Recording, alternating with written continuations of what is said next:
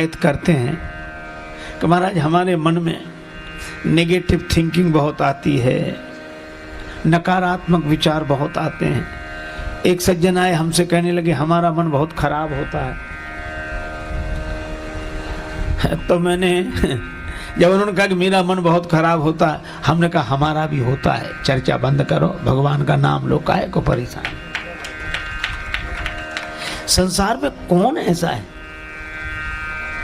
अच्छा देखो, हम आपसे एक बात पूछें, छोटा सा उदाहरण है।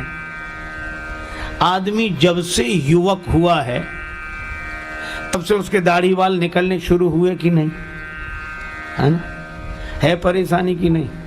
हर तीसरे चौथे दिन निकल आते हैं। तो आप ये भगवान से शिकायत करने गए कि प्रभु क्या झंझट दे दिया, हम तो बड़े परेशान हैं इनके मारे।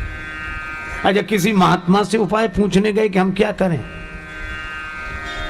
आप करते क्या है? जैसे ही दाढ़ी बाल निकलने शुरू होते हैं अपना शस्त्र तैयार रखते हो, बनाकर ठीक कर ले, तो फिर जब निकलेंगे तब देखी जाएगी। तो ये कब तक दाढ़ी बाल बनाने? जिंदगी भर। मैं भी आपसे कहता हूं कि जैसे दाढ़ी बाल निकलेंगे, ना भगवान से शिकायत करते हो ना महात्मा से शिकायत करते हो, बस बनाने के लिए तैयार रहते हो। तो जैसे तन में दाढ़ी बाल निकलने कभी बंद नहीं होंगे, इसी तरह मन में गुणों के साथ बुराइयां आनी बंद नहीं होंगी। ना भगवान से शिकायत करो ना महात्मा से, काहे को उनका समय बर्बाद करते हो। आप तो अपना भजन ध्यान सत्संग का शस्त्र तैयार रखो, जैसे ही ये निकले तुरंत बना ले। लेकिन इसका मतलब नहीं कि आप एक बार बना लेंगे तो फिर नहीं निकलेगा, फिर निकलेंगे। तो कब तक मन को इसी तरह साधना से जोड़कर रखना है? कब तक? जब तक दाढ़ी बाल बनाना है, जीवन भर। तो मन को भी जीवन भर। इसलिए परेशान मत हो, ये तन की प्रकृति है और वो मन की प्रकृति है।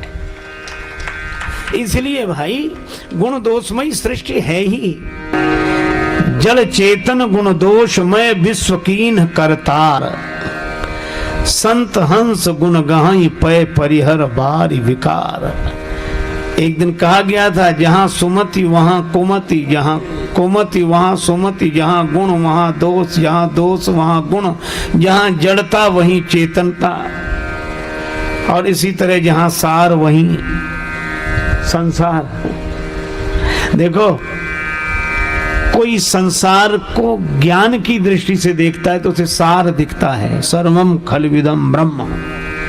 ज्ञान की दृष्टि जिनके पास है उन्हें सार दिखता है, और वैराग्य की दृष्टि जिनकी है उन्हें सब असार दिखता है। ज्ञान की दृष्टि जिनकी है उन्हें सब सार दिखता है, वैराग्य की दृष्टि जिनकी है उन्हें सब असार दिखता है, और जिनके पास ना ज्ञान की दृष्टि है ना वैराग्य की दृष्टि है उन्हें संसार दिखता है। ये तो है। तो गुण दोषमयी सृष्टि है ही। और बड़े सुंदर सुंदर उन्होंने उदाहरण दिए इस भजन में। वे कहते हैं महाराज युधिष्ठिर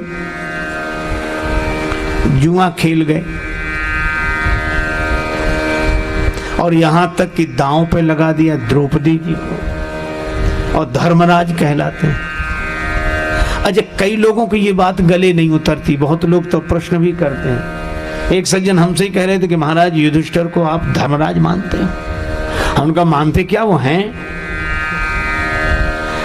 बोले काहे के धर्मराज, हमें तो अच्छे आदमी भी नहीं लगते। ये अच्छे आदमी का लक्षण है जो जुआ खेल जाए और जुए में इतना भी होश ना रहे कि पत्नी को दांव पर लगा दे, उन्हें आप धर्मराज कहते हैं? हम तो धार्मिक तक नहीं मानते।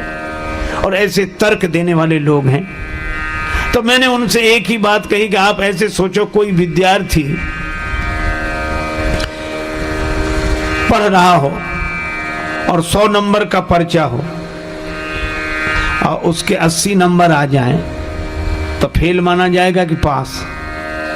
16 पास माना जाएगा और अच्छे नंबरों से माना जाएगा। हमने कहा 20 नहीं है। बोले तो कोई बात नहीं, 80 तो हैं। बोले हाँ ये बात तो पास माना जाएगा। हमने कहा इसी तरह युधिष्ठिर जी तो धर्मराज हैं, वो 20 नंबर काट ले जितने में गड़बड़ी लगी हो तुम्हें।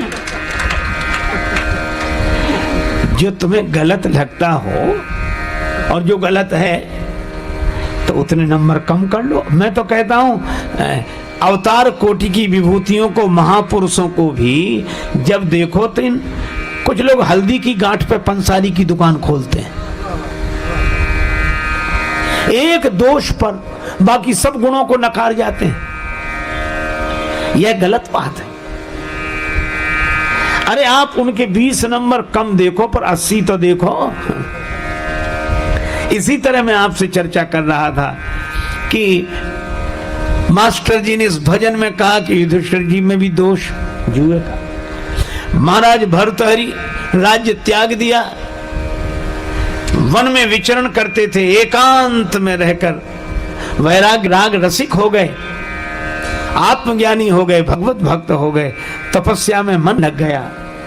चांदनी रात थी, जंगल का शांत वातावरण, अकेले भ्रमण कर रहे थे। एक चमकीली चीज रास्ते पे पड़ी हुई दिखाई दी, समझ लिया हीरा है।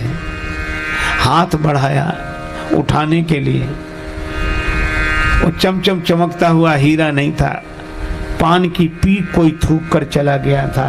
तो चांदनी रात में वैसी लग रही थी और जो बड़ी गिलानी हुई, कितना सब छोड़ने के बाद भी हीरे का लालच। तो भजन में कहा कि बोलो कहां का संतोष रहा, फिर ये कहा बाकी सब में कोई ना कोई दोष रहा, लेकिन अंत में बड़ी अच्छी बात कही, मैंने भी आपको ये वचन सुनाए और सभी के दोष गिनाए, तो मैं भी कहां का निर्दोष रहा।